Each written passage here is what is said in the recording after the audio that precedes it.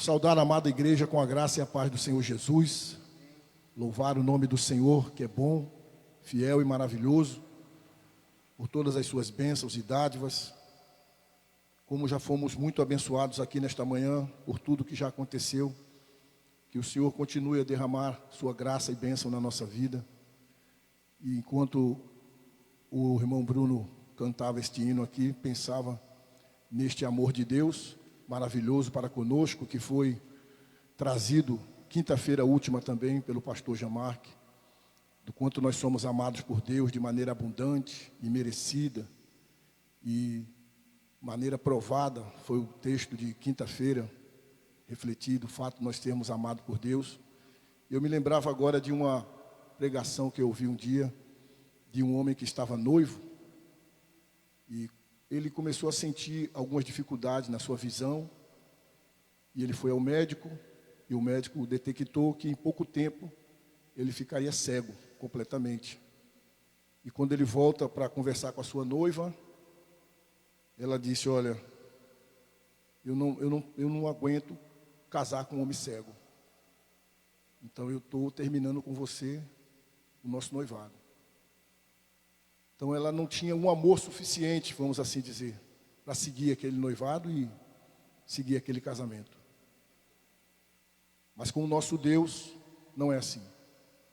Apesar da nossa mazela, apesar dos nossos pecados, da nossa desgraça que nos encontrávamos, Ele estendeu a nós o seu amor. E Ele nos tem amado com amor perene e com amor eterno. Conforme as palavras lá no último livro do Antigo Testamento: eu vos tenho amado. Deus nos ama dia a dia. Pensando no que nós vamos falar nesta manhã, queridos, nós iremos tratar sobre o tema como as Escrituras dão vida e crescimento ao povo de Deus. Você, como a maioria dos cristãos, pode dizer que ama a Deus? Você pode dizer que ama o Senhor? E se você ama o Senhor, como é o seu relacionamento com a palavra do Senhor? Podemos pensar na seguinte situação: o marido diz que ama a esposa. Eu te amo, meu bem. Só que este mesmo marido diz que não liga muito para as palavras da sua esposa. Como essa esposa se sentiria? Uma vez que o marido diz que a ama, mas também ele diz que não liga para as palavras dela, não considera muito. Ou aquele marido que costumeiramente vai ao supermercado, sua esposa pede para ele ir ao mercado, dá uma lista para ele, e quem é marido sabe disso, né? A esposa prepara a lista para você não esquecer de nada que ela está precisando. Você leva a lista para o mercado, e ao chegar no mercado você determina o que vai levar e o que não vai levar. Não considera a lista da sua esposa, ainda que diga que ame. Pois lamentavelmente muitas pessoas assim têm se relacionado com a palavra de Deus. A despeito de dizer que o ama, não tem considerado essa palavra, não tem devotado a ela o mesmo amor que diz devotar a Deus. Algumas pessoas têm olhado para esta palavra e têm feito como alguns maridos em relação à lista da esposa: não, isso aqui eu não quero, isso aqui eu não vou levar. Queridos, a maneira como nós nos relacionamos com a palavra tem tudo a ver a respeito do nosso relacionamento com Deus. O nosso amor para com o Senhor, ele também é demonstrado na maneira que nós amamos a sua palavra. Pedro está aqui nesta carta alertando os cristãos da dispersão, mais especificamente de algumas regiões ali do Império Romano, Capadócia, Galácia, Bitínia, que estavam vivendo um período de terrível perseguição. Mas Pedro continua motivando aqueles cristãos a continuarem crendo e exercendo a sua fé no Senhor Jesus Cristo.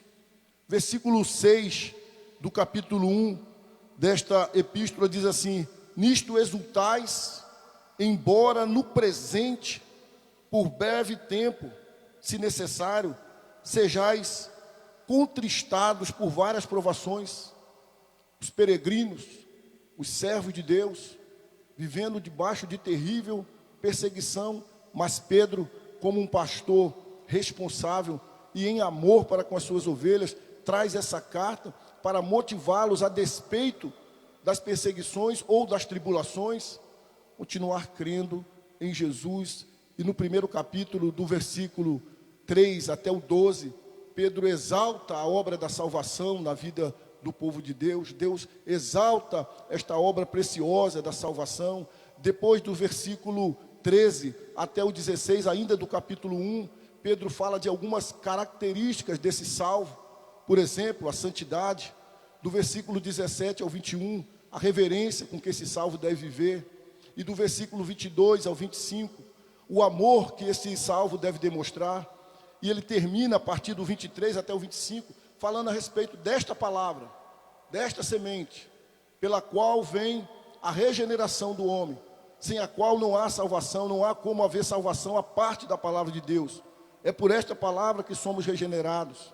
Então, Pedro falando desta salvação, deste estilo de vida do salvo, de como a palavra de Deus opera na salvação, ele inicia, então, o capítulo 2, é o texto que nós vamos conversar nesta manhã, a partir do versículo 1 até o 3, ele inicia pegando o próprio gancho dos últimos versículos, quando ele usa aqui a expressão portanto.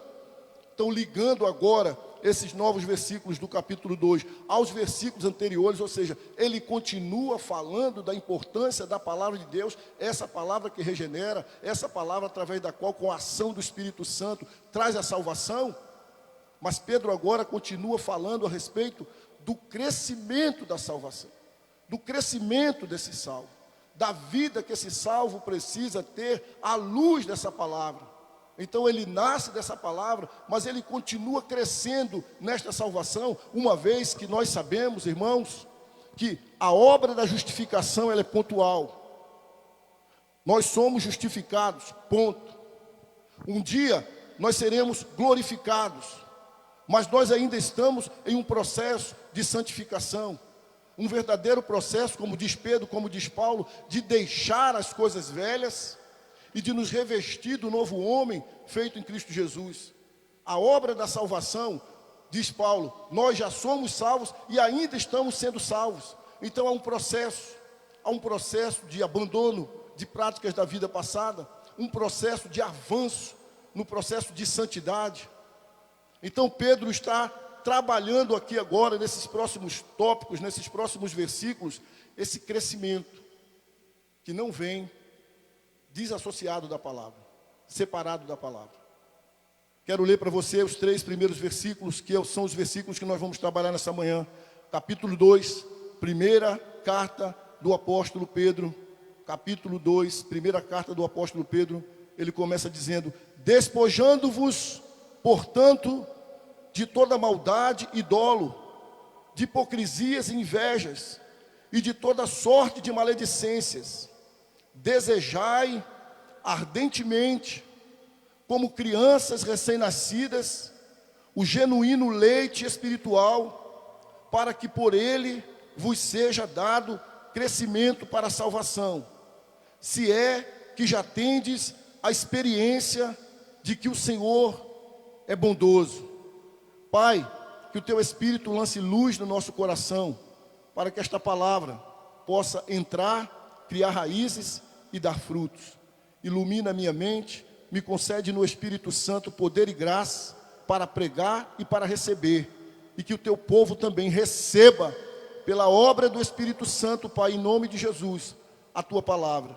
Senhor, precisamos desta palavra bendita, a fim de avançarmos, a fim de crescermos na nossa vida com o nosso Deus, com o nosso Senhor, que nos tem amado de maneira abundante. Repreende todo o mal, abençoa essa transmissão, em nome do Senhor Jesus Cristo. Nós oramos assim: nos cubra, Deus, com o precioso sangue do Senhor Jesus. Repreenda todo ruído, repreenda toda tentativa do Satanás de roubar do nosso coração a Tua palavra.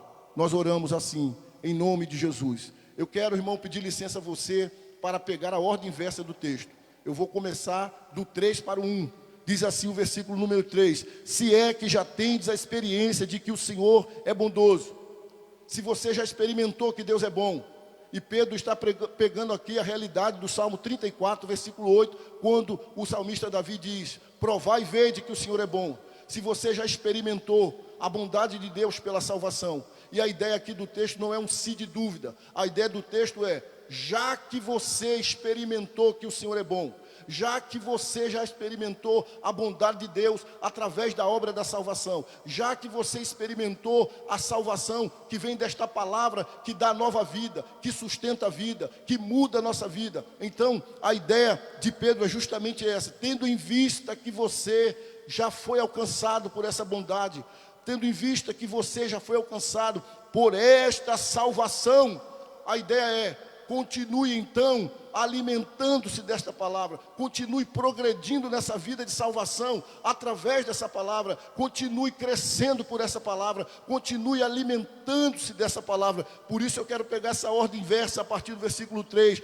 se é, ou seja, já que tendes a experiência de que o Senhor é bondoso. Pedro estava falando para aqueles crentes ali da dispersão, perseguidos, já convertidos ao Senhor. Se você já experimentou essa bondade, se você já desfrutou, foi alcançado por esta salvação, então, versículo 2: desejai ardentemente, como criança recém-nascida, o genuíno leite espiritual, para que por ele vos seja dado crescimento para a salvação. Pedro usa aqui a figura de uma criança para trazer um exemplo precioso para mim e para você. Uma vez que você foi alcançado por essa salvação, uma vez que você foi alcançado por essa bondade de Deus, então deseje. Pedro está dizendo que o salvo não é inapetente, ou seja, ele não tem falta de apetite em relação à palavra de Deus. Pedro está dizendo que o salvo, ele deseja a palavra de Deus, ou ele deve desejar. Na verdade o termo aqui é ansiar, assim como a corça anseia pelas águas. Nós devemos desejar ardentemente este genuíno leite espiritual. Esta palavra, Pedro está usando aqui esta figura de linguagem, leite espiritual, para se referir à palavra de Deus, que é tudo que ele vem trazendo no contexto anterior. Ele está falando: se você experimentou dessa bondade de Deus, se você foi alcançado por essa salvação, então você deve desejar ardentemente essa palavra, você deve ansiar esta palavra, você deve ter prazer nessa palavra, você deve ter felicidade nessa palavra. A palavra de Deus para a nossa vida, irmão, não deve ser algo pesado, não deve ser algo que traga peso. Nós precisamos ter prazer, uma vez que nós amamos esse Deus. Uma vez que nós dizemos assim: eu amo a Deus, eu amo ao Senhor, Ele é o meu Deus, Ele é a minha vida. Veja a incongruência: eu amo a Deus, mas eu não tenho prazer na palavra. Eu amo a Deus, mas eu não tenho disposição na palavra. Eu amo a Deus, mas é óbvio que podemos enfrentar sim lutas, batalhas espiritual para lermos a palavra de Deus, mas isso não deve nos impedir de buscarmos de maneira disciplinada, cotidiana, sistemática, ir para esta palavra, conforme está dizendo aqui, esse desejo ardente, ansiar pela palavra de Deus, como aquela corça que já está cansada, com sede, ela anseia pelas águas. Assim, Pedro traz aquela figura de um recém-nascido. Como se comporta um recém-nascido a respeito da sua alimentação, para que ele esteja vivo? Ele precisa sugar o leite da sua mãe, ele precisa mamar. E aqui eu tenho mãe aqui, tem mãe aí me assistindo, e você sabe disso, que uma criança recém-nascida, ela vai para o seio da sua mãe com muita vontade. Ontem eu recebi um casal na minha casa ontem, eles foram conversar com a gente a respeito de uma situação que eles estão vivendo, e a criança estava lá com a mãe, e mamava, e mamava, e mamava, e eu já sabia que ia pregar esse texto. Eu fiquei pensando: olha aí a situação. E tinha hora que a mãe dizia assim: epa, que além de mamar, o pecadorzinho mordia, sugando. A Bíblia está dizendo para mim e para você, que é com essa avidez que nós devemos ir para nos alimentar deste leite espiritual. E eu pergunto a você, depois que aquela criança mama, e ela fica satisfeita, e ela fica saciada, ela não mama mais durante a semana? Ela não mama mais durante aquele dia? Não, não é assim. Eu perguntei a algumas mães, e elas disseram que realmente 3 horas, talvez dependendo da criança pode ser até 2 horas, e ele está de novo com aquela fome, com aquela sede, com aquele desejo. Alguns chegam até a chorar, a gritar, a espernear, a urrar. E quando a mãe coloca o peito na boca daquela criança, ela tranquiliza. Deve ser assim, Pedro está dizendo. Se você experimentou a salvação de Deus, se você experimentou a salvação do Senhor, você deve desejar ouvir a sua voz, conhecer a sua palavra, o que Ele diz, o que Ele quer me falar, o que Ele quer me ensinar por essa palavra. Desejar esse leite, conforme diz aqui, como criança recém-nascida, o genuíno leite espiritual. Genuíno leite espiritual. Esse genuíno significa sem mistura. Esse genuíno significa um leite puro. Esse genuíno significa um leite saudável, como é o leite que a criança mama. Porque comida estragada faz mal, porque leite estragado faz mal. Assim como falta de apetite nos leva a um quadro de enfermidade, ou quando a pessoa está enferma, ela fica sem apetite. Assim também, queridos, esse leite precisa ser puro, para não nos fazer mal, para não nos contaminar. E eu quero dizer aqui, quantas doutrinas heréticas têm sido anunciadas dia após dia, através do YouTube agora, porque todos os pregadores têm acesso à casa de todo mundo agora, basta um clique e você assiste pregação de qualquer ramo de doutrina, de qualquer pastor, de qualquer país. E é interessante que a Bíblia diz que o leite tem que ser genuíno, tem que ser puro, adolos, a ideia aqui é essa, adolos, sem contaminação, sem sujeira, sem aquilo que pode trazer para nós infecção, vamos dizer assim, sem aquilo que pode trazer para nós doenças. Então a gente tem dito aqui, sistematicamente, não é simplesmente ouvir a palavra de Deus, porque em nome da palavra de Deus, mas é ter filtros, é saber que se essa pregação é uma pregação genuína, é uma pregação que está em acordo com o Evangelho do Senhor Jesus Cristo. Não é engolir tudo em nome de que é a palavra de Deus. Mas ele leu a Bíblia. Mas ele falou da Bíblia.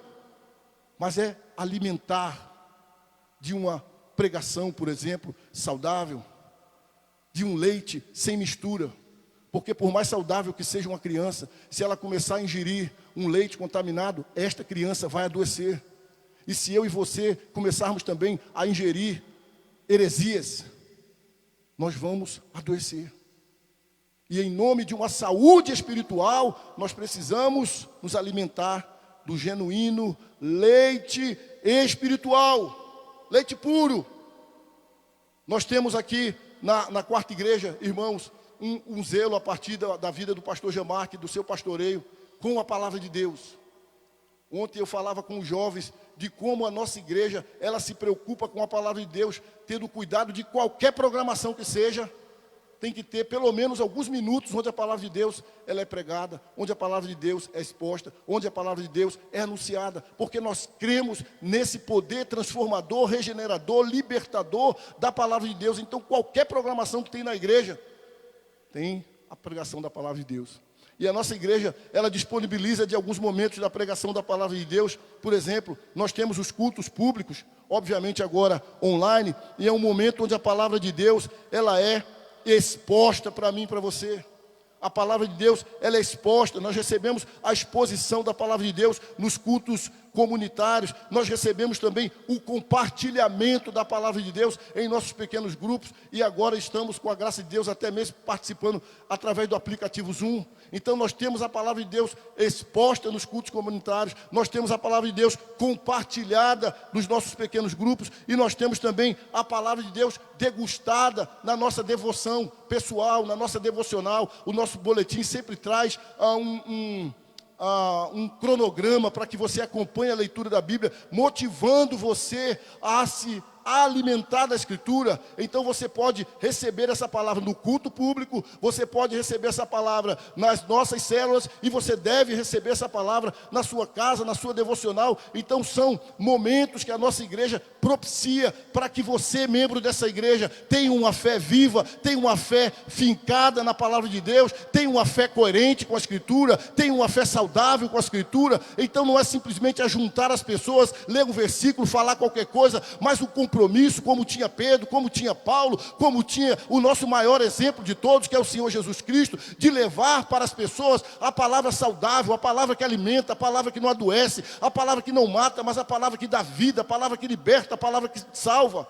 E principalmente em dias tão difíceis como nós estamos vivendo hoje, onde as pessoas estão desesperadas, desesperançadas, aflitas, angustiadas, o melhor e o maior remédio é a palavra do Senhor, esta palavra genuína, essa palavra viva, essa palavra poderosa, essa palavra eficaz, essa palavra inerrante. Esta palavra é que traz esperança, esta palavra é que traz consolo, esta palavra é que traz, acima de tudo, salvação, com a ação do Espírito Santo. Então, crente dessa igreja, alimente-se dessa palavra, crente dessa igreja, ame essa palavra, crente dessa igreja, se debruce sobre essa palavra. Até poucos dias atrás, nós reclamávamos de falta de tempo, por isso eu não li, por isso eu não fiz a devocional, mas agora a sobra de tempo é uma realidade quase que na vida de todos, mas fica demonstrado cada vez mais que não é falta de tempo. Aliás, essa semana eu fiz uma pesquisa e eu mandei para algumas pessoas aqui da igreja a pergunta: o que você tem aprendido nesse tempo de isolamento? O que você tem aprendido em relação a essa pandemia e todo mundo está isolado?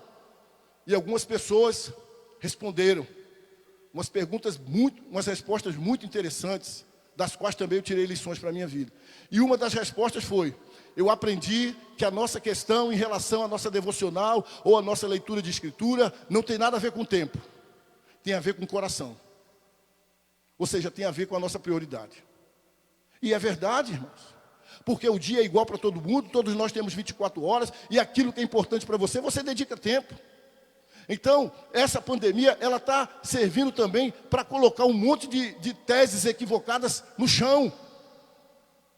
Então, meu irmão, se você abre a sua boca para dizer que ama o Senhor, isso não tem nenhuma compatibilidade com o desprezo para com a sua palavra. Se você ama o Senhor, você ama a palavra do Senhor. Se você ama o Senhor, você tem tempo para se alimentar desse genuíno leite espiritual. Veja se não é incompatível. Eu amo a minha esposa, mas não estou nem aí para o que ela fala. Eu amo a minha esposa, mas ela me dá uma lista e eu boto na lista o que eu quiser. Eu amo a Deus, mas eu não estou nem aí para o que Ele fala. Eu amo a Deus, mas eu escolho aqui e acolá aquilo que eu leio na sua palavra e o todo dela não me interessa. É assim que tem sido na maioria do evangelho brasileiro. É assim que tem sido na maioria do evangelho brasileiro. Pessoas recebendo um leite estragado. E assim estão sendo infeccionadas. Assim estão adoecidas. Assim estão com aquela doença do raquitismo. Elas não crescem, elas ficam mirradas. Porque o alimento é fraco, porque o alimento é contaminado. Então nós precisamos valorizar o genuíno leite espiritual e nos debruçar sobre essa palavra com sede, com fome. Esta palavra que é pão, que é carne, que é leite, que é mel. E se nós nos alimentarmos dessas iguarias de maneira organizada, como é uma dieta, então a gente fica saudável. E qual é o propósito de nos alimentarmos dessa palavra? Diz o texto, continuando no versículo 2, ele vai falar do propósito. Desejar ardentemente como crianças recém-nascidas o genuíno leite espiritual ao propósito, para que por ele vos seja dado crescimento para a salvação, para que nós possamos crescer, para que nós possamos avançar, para que nós possamos, dia após dia, ter comunhão com o nosso Deus, avançar em santidade, avançar na nossa salvação. Ela vai ser consumada lá no futuro, e nós precisamos aguardar esta graça vindoura, onde nossa salvação, ela será consumada, completada, definitiva, e nós seremos glorificados. Mas enquanto estamos aqui, eu não estou falando de possibilidade de perda de salvação, porque nós não acreditamos nisso, irmãos. Nós estamos falando aqui, à luz da palavra de Deus, de um crescimento, de um desenvolvimento, de um avanço. Paulo já disse lá em Coríntios: eu não posso dizer para vocês tais e tais coisas, porque vocês ainda estão no início carnais. Não pode receber ainda uma palavra forte. Hebreus também, capítulo 5, diz isso: eu tinha mais coisa para dizer para vocês, mas vocês ainda estão num estágio muito atrasado, era para estar na frente. Ou seja, o cristão, ele é de glória em glória, ele é de fé em fé. O cristão, ele anda para frente, como diz Hebreu. O justo, ele não retrocede, o justo, ele vive pela fé, ele avança. Aquele que retrocede, nele Deus não tem prazer. Então, meu irmão, é para a gente avançar. E para a gente avançar, a gente precisa dessa palavra. E quando a gente tem essa palavra, alimenta dessa palavra, come essa palavra, bebe essa palavra, a ideia é crescer. Saiu uma pesquisa nos Estados Unidos com 80 mil pessoas. Os Estados Unidos, se ele for vender uma caixa de fósforo, ele faz uma pesquisa. Se ele for vender, sei lá, uma palha de aço para lavar louça, ele faz uma pesquisa. E eles fizeram uma pesquisa a respeito da influência da Bíblia na vida das pessoas. Então pesquisaram 80 mil pessoas entre 8 anos e 80 anos de idade. E eles chegaram a alguns dados. Eles estavam, na verdade, olhando alguns aspectos e acabaram aprendendo outras situações. E ele disse que uma pessoa que lê a Bíblia uma vez por semana, por exemplo, quando o pastor pede para ela abrir na igreja, ela lê o texto e fica nisso a semana toda, a influência é pouca. 2 vezes por semana, também a influência é pouca.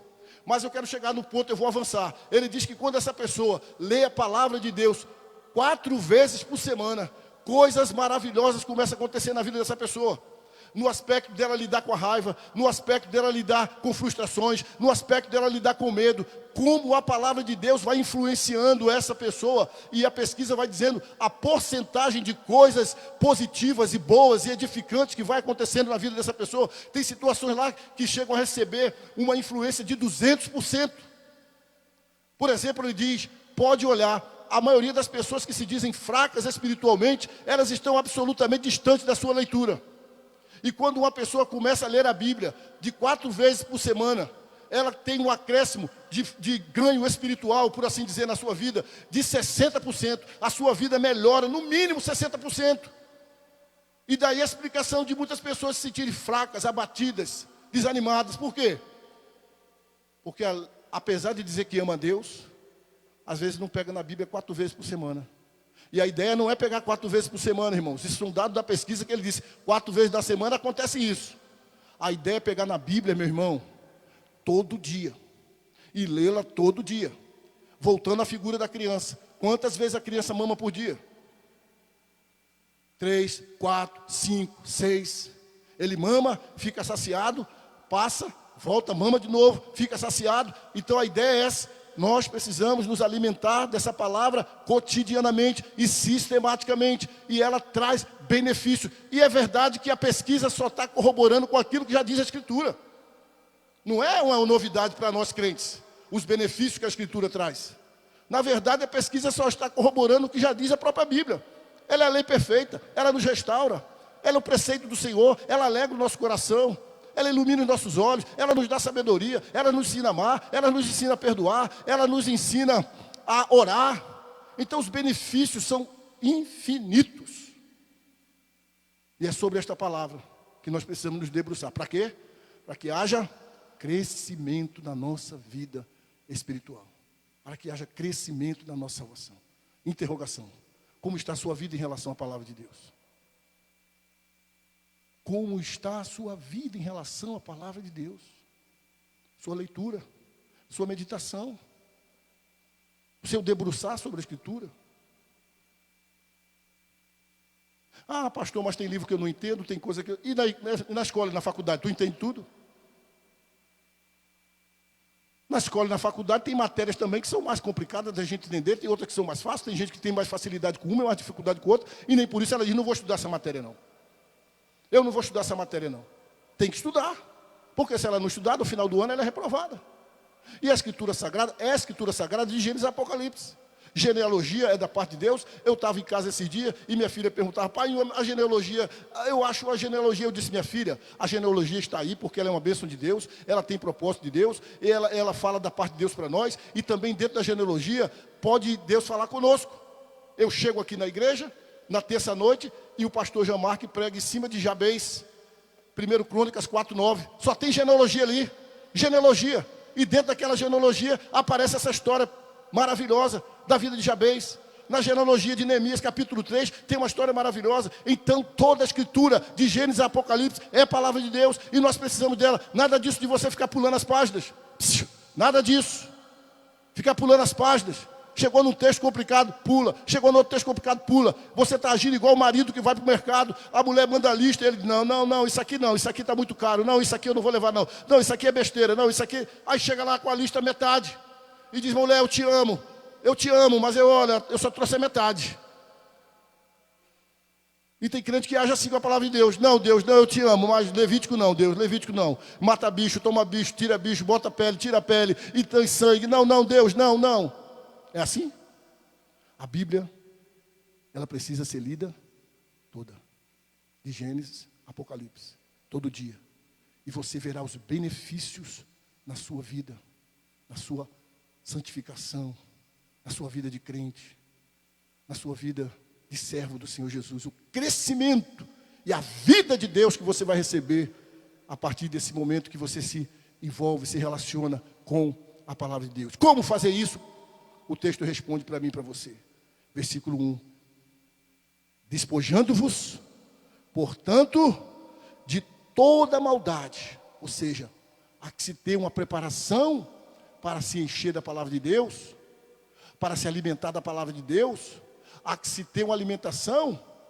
E ele está dizendo, uma vez que você já experimentou a bondade de Deus, uma vez que você foi salvo, você deve se alimentar dessa palavra igual uma criança. E como você faz isso? Despojando de toda a maldade, despojando de práticas antigas, porque a vida do crente é um verdadeiro despojar e revestir.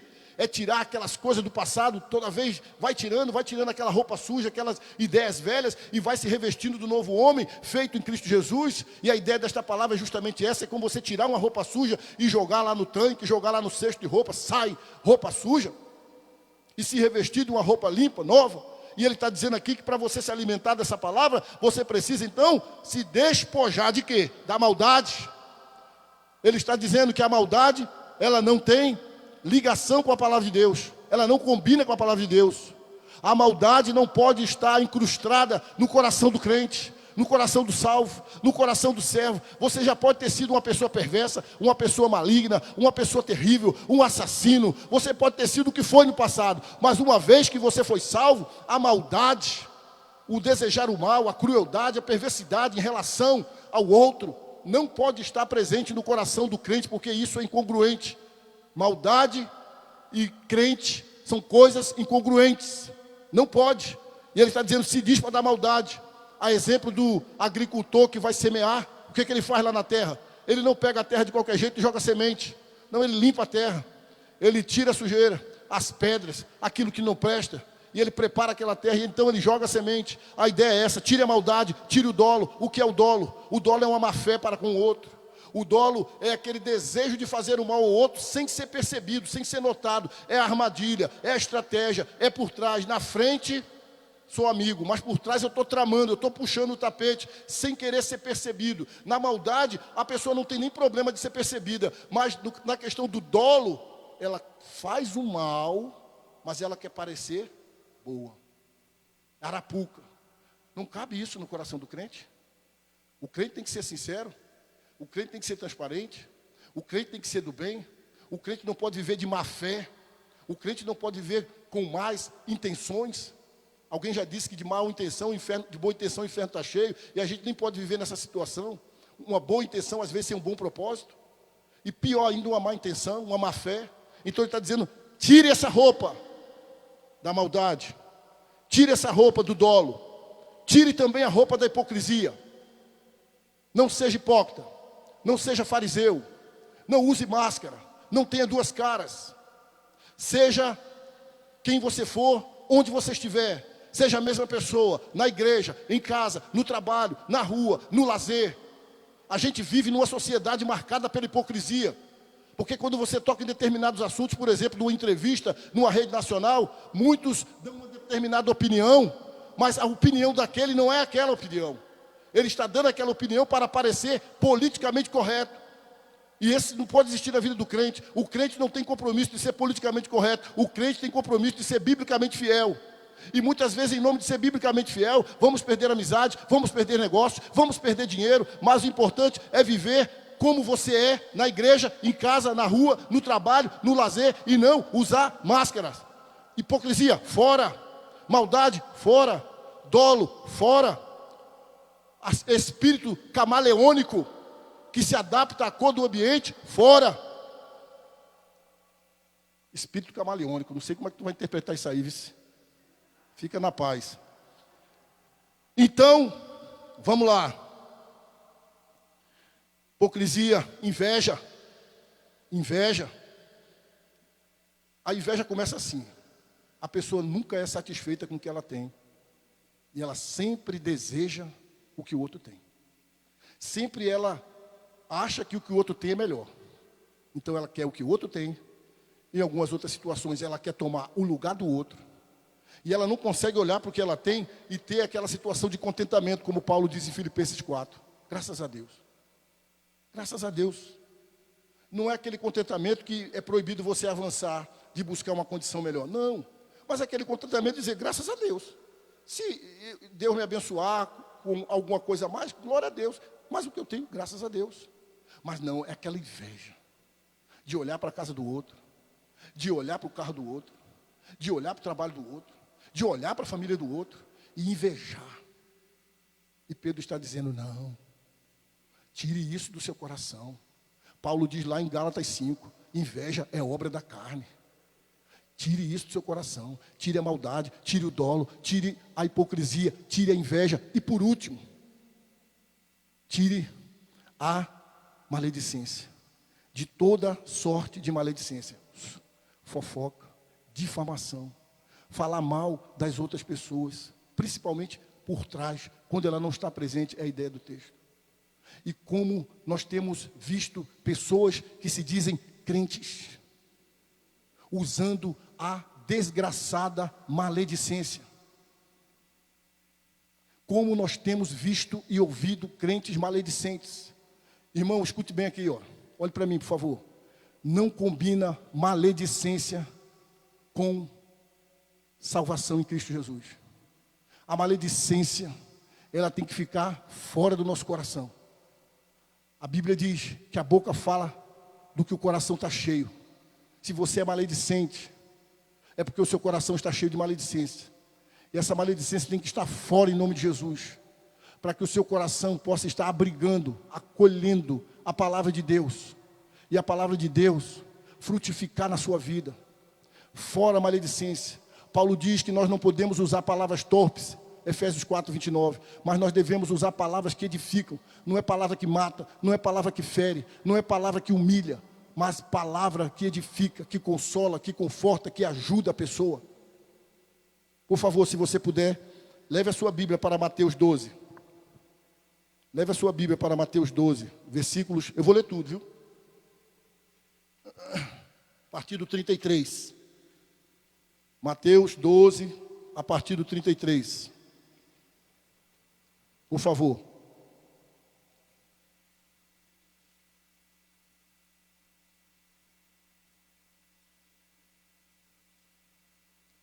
Você encontrou, balança a cabeça. Encontrou. 12, 33. Ou fazei a árvore boa e o seu fruto bom, ou a árvore má e o seu fruto mau. Porque pelo fruto se conhece a árvore. Raça de víboras. Veja, sou eu não. Jesus. Raça de víboras. Como podeis falar coisas boas, sendo maus? Ô raça de víboras, como podeis digitar coisas boas, sendo maus? Porque se tivesse o WhatsApp e essas outras mídias sociais, à época, certamente não ia ser só falar coisas, mas digitar coisas. Raça de víboras, como podeis digitar coisas boas, sendo maus? Porque você só vai digitar e você só vai falar o que o seu coração estiver cheio. E se ele estiver cheio de maledicência, você vai usar os seus dedos nas redes sociais para ferir, para machucar, para maltratar, para derrotar o outro. Aí a gente fica pensando, meu Deus, cadê o evangelho? Porque eu estou aqui com os meus dedos na minha rede social, que eu poderia estar usando para mandar um versículo, uma palavra de consolo, um salmo, mas eu estou aqui para ferir o meu irmão, e para matar o meu irmão, e para levar uma palavra para o meu irmão, onde ele se sinta mal, onde ele se sinta humilhado, porque eu não concordo com ele nisso ou naquilo, então eu vou agredi-lo, eu vou feri-lo. Maledicência. É preciso você ver se esse seu coração, de fato e de verdade, está em Jesus, porque é incongruência, maledicência com crente. E não sou eu que estou falando, é a Bíblia que está falando. Continua, porque a boca fala do que está cheio o coração. O homem bom tira do tesouro bom coisas boas, mas o homem mau, do mau tesouro, tira coisas más. Digo-vos que de toda palavra frívola que proferem os homens, dela darão conta no juízo de Deus, no dia do juízo. Você acredita nisso? Você acredita nisso, que Jesus disse isso? Que de toda palavra frívola, toda palavra má, que eu falo, eu vou dar conta no dia do juízo? Isso deve nos levar a temer e dizer, Senhor, põe guarda a porta dos meus lábios, para que eu não fale dolosamente. Senhor, põe, sei lá, corrente na ponta dos meus dedos, para que eu não digite dolosamente. Porque é Jesus que está dizendo, toda palavra frívola, toda palavra má, toda palavra perversa, toda palavra podre, nós vamos dar conta dela no dia do juízo. Isso deveria fazer a gente abrir a nossa boca só para abençoar, e não para amaldiçoar. É uma luta, é uma luta. Muitas vezes caímos nessa tentação, mas isso não pode ser uma praxe, não pode ser uma prática, não pode ser algo costumeiro. Uma coisa é a gente escorregar, uma coisa é a gente ter um acidente, outra coisa é isso ser costumeiro na nossa vida. Abrir a boca para matar o outro, para destruir o outro, para denegrir o outro, para difamar o outro. Ser uma prática, ser um costume, ir para as redes sociais para ferir o outro. Quisera, pelo menos quarta parte do tempo que se usa em redes sociais, fosse usado para ler a Escritura. Oxalá fosse assim, de que quarta parte de tempo que se usa em redes sociais, fosse pelo menos investido na palavra de Deus. É por isso que tem muita gente com o coração sujo, cheio de maledicência, e jogando isso nas mídias sociais, dando inclusive um péssimo testemunho para o reino de Deus. Porque se arrogam crentes. Mas a questão não é dizer que é crente. A questão é ver se a vida está em conformidade com esta palavra. Levantei a mão, batizei, eu vou na igreja todo domingo. Não serve só isso. Essa graça invisível que foi experimentada, ela deve ser demonstrada por a sua atitude, novo comportamento, uma nova ética, um novo estilo de vida. Porque eu levantei a mão, eu participei da classe de discipulado ou de catecúmeno, como for o nome na sua igreja, e eu me batizei, e eu agora sou membro, mas a vida não mudou. Ei, é complicado. Eu continuo detonando as pessoas, eu continuo xingando palavrão, eu continuo mentindo. Não há coerência nisso, bíblica. Continua o texto, versículo 37 diz: porque pelas tuas palavras serás justificado, e pelas tuas palavras serás condenado. Preciso, meu irmão e minha irmã, desejar a palavra de Deus, uma vez que eu já experimentei essa salvação, uma vez que eu já experimentei a bondade de Deus. Eu preciso dessa palavra, ansiá-la, desejá-la, debruçar sobre ela, me alimentar dela, para crescimento na minha vida com Deus, para crescimento na minha salvação. E para tanto, eu preciso me despojar dessas coisas: maldade, dolo, hipocrisia, inveja e maledicência. Eu sei que não é uma coisa simples e fácil, porque é uma batalha espiritual. Mas nós podemos contar sobre tudo com a ajuda do Senhor Jesus Cristo. Não adianta você estar ouvindo e dizer assim, agora a partir de hoje eu vou, confiado no seu braço, porque nem eu nem você conseguimos. Mas nós precisamos olhar para aquele que, por assim dizer, é o verbo vivo, é a própria palavra, é o Logos. Olhar para ele e dizer, Senhor, me ajude a amar a tua palavra, me ajude a debruçar na tua palavra, me ajude, Senhor, a ter compromisso com a tua palavra, porque, irmãos, eu e você somos fracos, nós não nos bastamos. Está aí uma realidade que o mundo odeia ouvir, nós não nos bastamos. Não é simplesmente dizer, agora eu vou. Jesus, é olhar para Ele, Ele que é o verbo, Ele que é esta palavra encarnada. Por favor, caminhando para o final, abra sua Bíblia em João 1, e a gente vai encerrar. Abra sua Bíblia no Evangelho de João, capítulo 1, por favor, versículo 1 e versículo 14. Nós vamos ler esses dois versículos, 1 e 14 de João 1, e a gente caminha para o final. No princípio era o verbo, e o verbo estava com Deus, e o verbo era Deus. 14. E o verbo se fez carne, e habitou entre nós, cheio de graça e de verdade. E vimos a sua glória, glória como do unigênito do Pai. Se alimentar da palavra é se alimentar de Cristo, pois Cristo é o verbo. Ele pode nos ajudar. Olhe para Cristo, busque a Cristo, viva firme nas promessas de Cristo. Peça, querido irmão e querida irmã, ajuda a Cristo, e em Cristo se alimente da sua palavra, e como Cristo, vença pela palavra. Pois Cristo, quando tentado por Satanás, o resistiu, firmado na palavra, quando disse, está escrito. Deus, o próprio Deus, usou a sua própria palavra contra as tentações de Satanás, dizendo, está escrito. É pela palavra de Cristo, e com Cristo, que nós crescemos e que nós vencemos.